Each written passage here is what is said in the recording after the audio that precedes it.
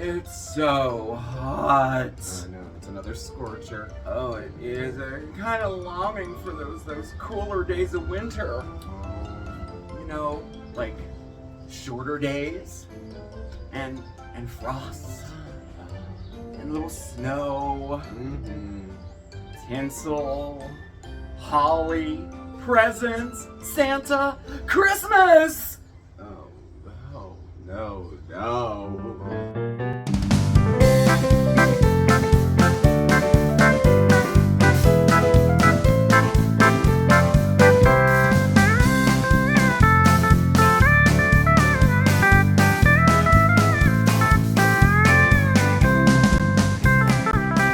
Welcome to Smokeysteveandmarc. I'm Mark. Steve. And Merry Christmas! In July. Yes! Oh, As a boy could only dare to dream 2 Christmases in 1 year. I was just gonna say I'm so excited. I know. I do like Christmas in July. I do. I know. You like Christmas all year. All year round, I Yeah. do. And you know what? Oh my gosh, we could really use Christmas in July because it was another hot one today. Yeah. I mean, and it cools you off a little bit. Little bit. Now, yeah. at least it's not as humid as it's been. No. But it still was in the upper 80s, and but we're not complaining, really. No. No. We have air conditioning. And we have such a fun episode tonight, y'all. We have DIYs and recipes. And we have some home decor, some fun facts. There might even be a giveaway in there. I hear there might be. I heard some elves unionizing and they mentioned it. Yes, they did. And you know what? You know what's funny, though? Oh, my gosh. Every year, this time of year, we kind of debate, like, should we do Christmas in July? Shouldn't we? He's always like, no, because he's bah humbug. No, I like Christmas at Christmas, not August, September, October, and November. I know, but you can't deny that it has become a phenomenon. Really, there is. It's observed. Yeah, it's nice too because it's halfway there. Yeah, you know, last Christmas is still a blurry memory, and then the next one will be gone so fast too. Oh, so I know it will. It's another chance to acknowledge it. Yeah, right. It is. And visit with people we don't see at Christmas. See at Christmas. That's a great idea. I never thought of that one. People who have their own families to do things at Christmas, you can invite them over. A new tradition, y'all. New tradition. But you know, another thing that. Every year, once we decide to do Christmas in July, then we debate, should we tell the history of Christmas in July? I mean, I've said it every year we've done Christmas in July. You're going to say it again this year, aren't you? Well, in case anyone's in the back that didn't hear. Exactly. I mean, I feel like it bears repeating.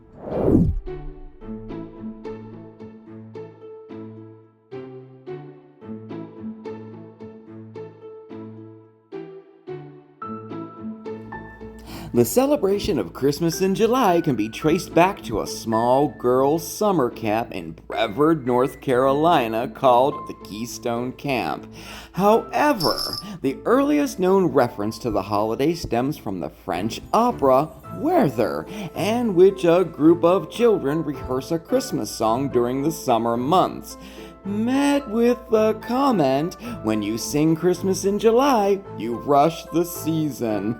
Now, according to legend, Christmas in July was first celebrated at Keystone Camp in 1933, when, at the request of the camp's co-founder, they dedicated 2 days, July 24th and 25th, to the holiday, complete with fake snow, a decked-out tree, a gift exchange, and, of course, Santa Claus. And these festivities, well, they are still practiced at the camp all these years later. Now, it first hit pop culture in 1940 when the movie Christmas in July arrived in theaters. The plot? A man's colleagues prank him into thinking his work won a $25,000 prize, and he goes on a jolly spree of generosity. By the 1950s, retailers had hit on the concept of the Christmas in July sale. And now, while these sales, they are huge. In the 60s and 70s, Christmas in July festivities spread and spread.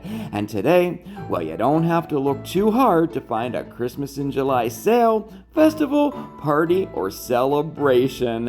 And before long, you'll get into the holiday spirit. no matter how warm the weather is outside. Merry Christmas, everybody!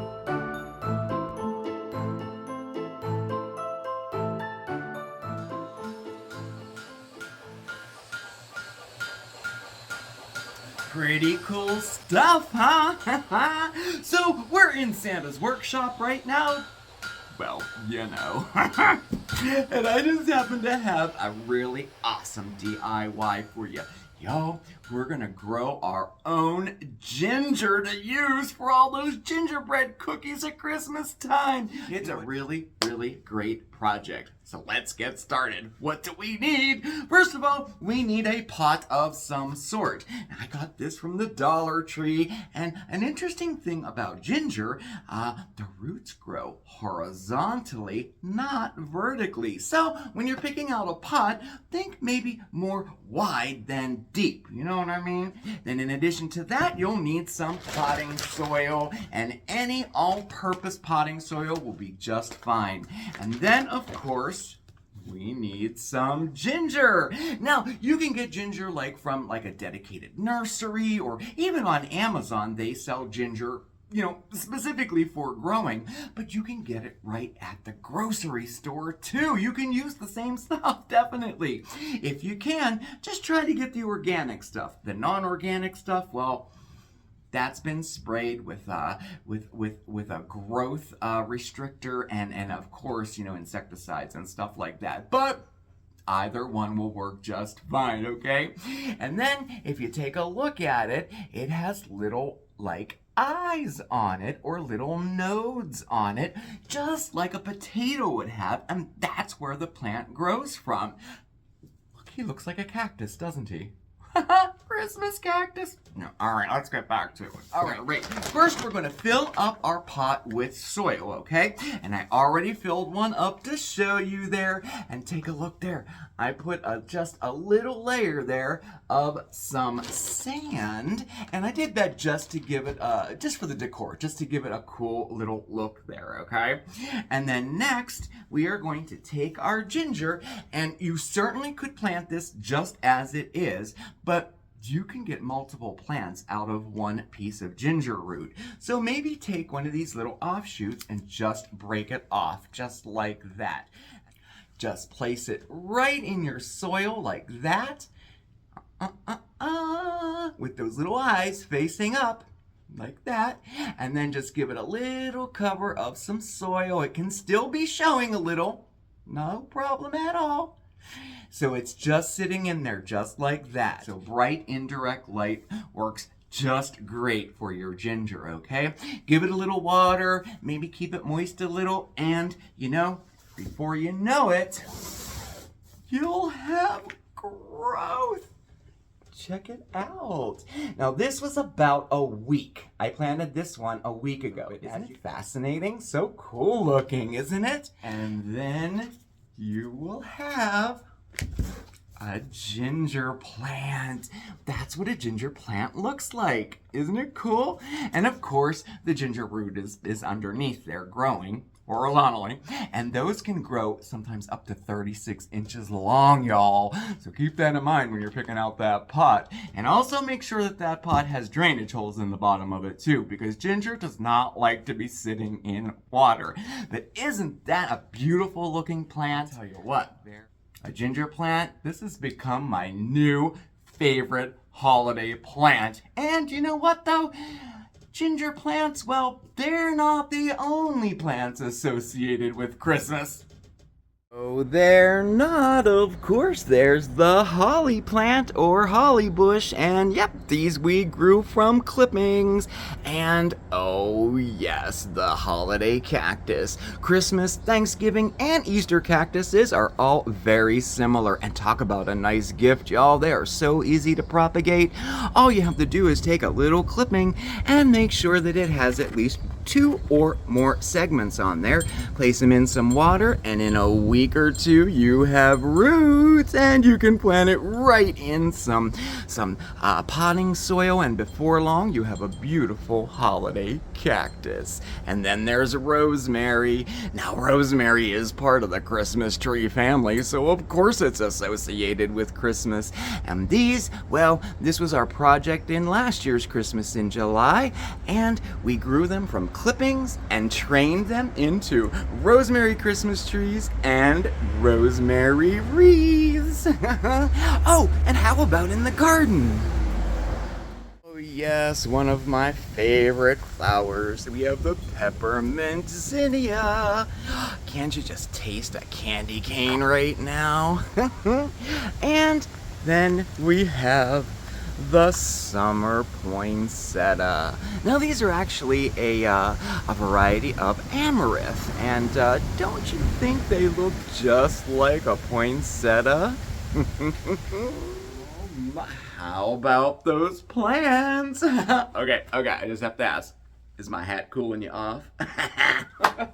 Hey, you know what? I was unsure if you were able to see these in earlier there, so I'll show you again. Yeah, I can see it now. Okay, these were in literally for a week. I just think it's so fascinating how they already started to grow. It's so cool looking.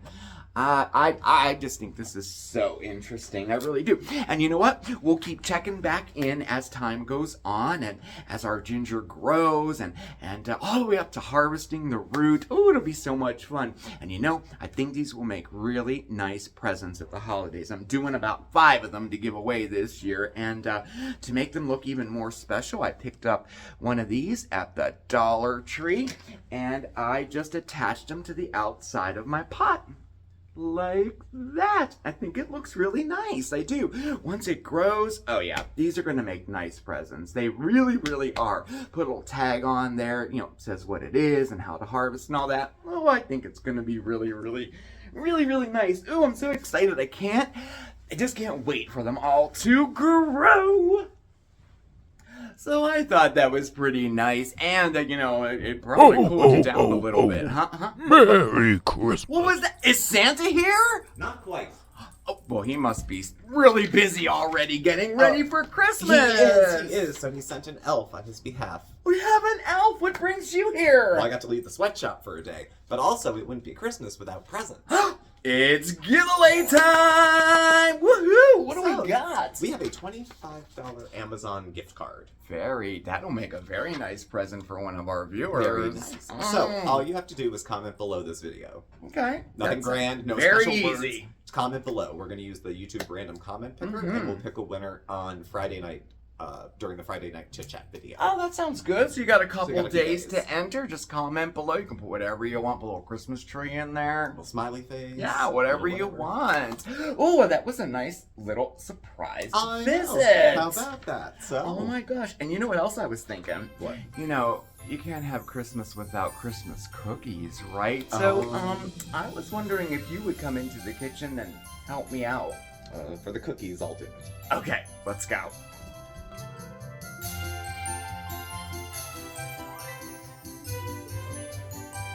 So we happen to have a recipe that I think is just perfect for Christmas in July. Do you remember when we made the strawberry pretzel salad dessert a couple weeks ago? Well, we're going to make strawberry pretzel salad cookies. Yep. Let's get started. Okay, so in our bowl we have 2 cups of pretzels, crunched up a little bit. Not super fine, just small chunks. We have 2 tablespoons of sugar and 2 tablespoons of melted butter. So we're going to add in the sugar and the butter. And we're going to stir that to combine. And in this bowl, we have 16 ounces of sugar cookie dough, either your own homemade or the store-bought stuff. And to that, we're going to add 3 ounces of softened cream cheese and 1/3 cup of all-purpose flour. And we're going to mix that all together until it's nice and combined. Ta-da! Okay, so next we're gonna shape our dough into 1 to 2 inch balls. And then dip right into our pretzel mixture. And then we're gonna place them on a parchment-lined cookie sheet. Just like that. Ta-da! And now we use our thumb and put a little indentation in each one of our dough balls. There you go. So we're going to put these into a preheated 350-degree oven for 10 to 13 minutes. Just until the edges are set and it just starts to turn brown. So while our cookies are baking, let's make our cream cheese drizzle. Now in this bowl I have 2 ounces of softened cream cheese, and to that we're going to add a 1/2 cup of powdered sugar and 2 teaspoons of milk. And we're going to whip that up until it's nice and creamy. Oh, yum, yum, yum. Our cookies are done baking, and now we immediately remake those indentations. But this time, make sure you use the back of a teaspoon, okay? Okay. Alright, so next thing, into the little dimples that Mark created, we're going to put in about a 1/4 teaspoon or so of some seedless strawberry jam. This was loose because it's sitting in a hot kitchen, but if you want to pop it in the microwave for a few seconds just to loosen it up a bit more. And once they are done, we have to let these cool completely before we go into the last part of it, okay? And now that our cookies are cooled completely, this is where our cream cheese icing comes in. We're just gonna drizzle each cookie with as much or as little icing as you'd like. And that's all there is to it. Whoa, don't they look good? What a good looking cookie. But what does it taste like? Good? Mm-hmm. Yes! And there you have it. Our summer strawberry dessert salad cookies. Ah!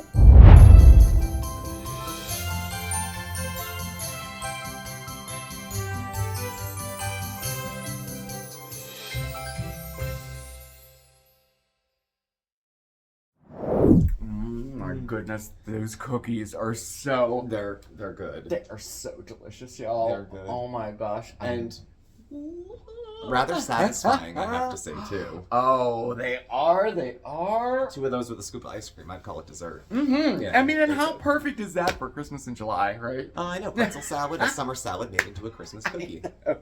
You know what I was thinking, though? Christmas in July has evolved to be totally synonymous with Hallmark. I bet you have a few things to say about Hallmark. I do. My mother, before retirement, worked for years, 20 plus years, at a Hallmark store. And all the seasons would change in the store 3 months before they would everywhere else. And so did our house. And I remember July being the Christmas ornament premiere. So I'd go over to visit. I was like in high school and living home. I'd go over and see my mom at work.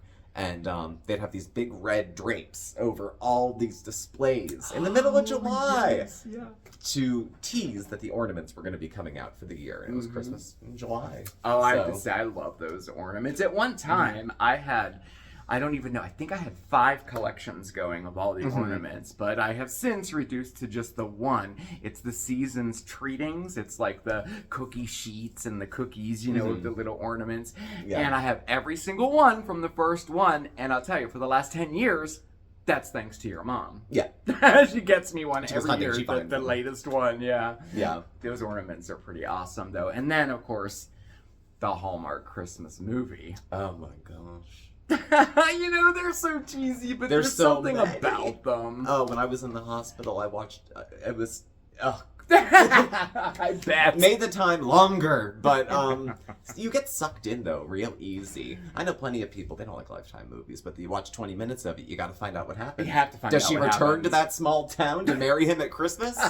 Even though he has his big city ways about him? And usually she does. She does. It's always happily ever after. It's never Yes. like, and then they divorced. Yeah, that's what I Merry do Christmas. like that about the Hallmark. And movies. another thing that Christmas in July go hand in hand with is the Christmas in July sale. Oh my gosh. Yeah.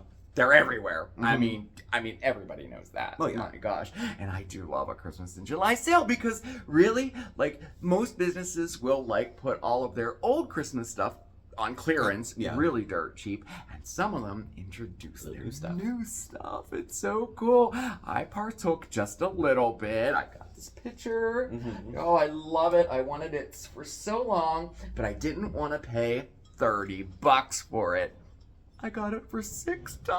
How about that? Isn't it nice? Mhm. Very nice. But oh yeah, the Christmas in July sale, one of my favorite things about Christmas in July. Oh my gosh, if we're talking your ear off.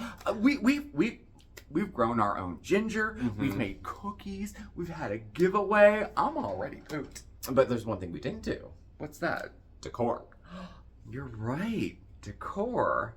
Do you have this covered? I gotcha. I got y'all.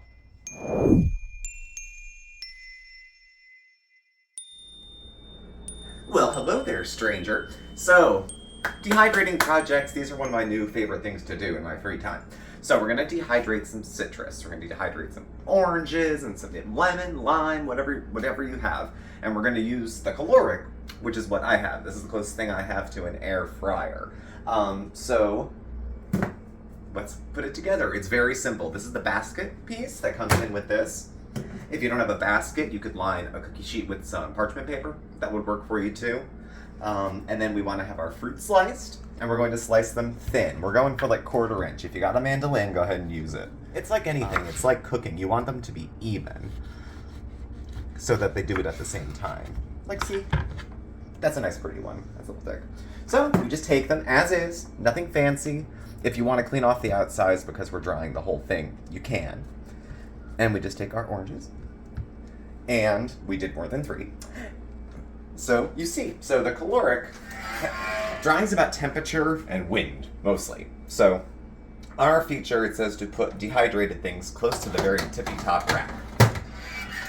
And close it. Now we have a dehydrating feature on ours. It sets itself automatically for 3 hours at 130 degrees. Now, that's a general kind of good thing, but we do have one caveat with the citrus. I'm gonna take it down, oops, wrong one, to about 120 degrees. Usually fruits can go like 135 and vegetables are at 125, but because there's natural sugars in the citrus that we'll be using, it won't burn, but the flesh inside might look a little bit dark if you dry it too hot, and you can still get it to happen, but it'll happen if it dries hot. So taking it down to 120 is just safer. It'll still dry, it'll just take a little bit longer. So we'll start with 3 hours and then we'll check from there. And there it goes. Ta-da! So here we have them. Now, let's all be honest here. These took 18 to 24 hours to dry to where they need to be. They need to be crispy, they need to be crunchy. I don't want to sacrifice anybody, but you want it like that dry. We'll find a use for this. Otherwise, if there's moisture, it could grow mold. Now, if you don't have an air fryer or if you don't have a dehydrator, you can do it in the oven if you can get your oven temperature pretty low. So cookie sheet, parchment paper, get the oven if you can get it below 120, all the better. Leave it there and then just let it run overnight. The oven uses a lot of electricity, so some people like it or don't. But you can recreate it that way as well. So, once you've made your own, what do you do with it? Well, I got you covered on that one. There are so many things you can do with dried citrus. I mean, from cocktail garnishes to Christmas ornaments to all kinds of culinary uses. But by far, my favorite way is to make these simmer pot kits. They make great gifts too. As a matter of fact, I'm adding these to this year's Christmas platter for sure. All you have to do is get a little bag and fill it up with your choice of dried citrus, and that would be about 6 slices. In here I have oranges and lemons. Also, in addition to that, you're going to add 3 bay leaves, about a tablespoon of black peppercorns, a tablespoon of whole cloves, and a few sprigs of rosemary. Oh yeah, and a cinnamon stick too. Tie it up with a twist tie or some ribbon, and then all you have to do is toss this baby into a quart of simmering water, and your whole house will smell so festive.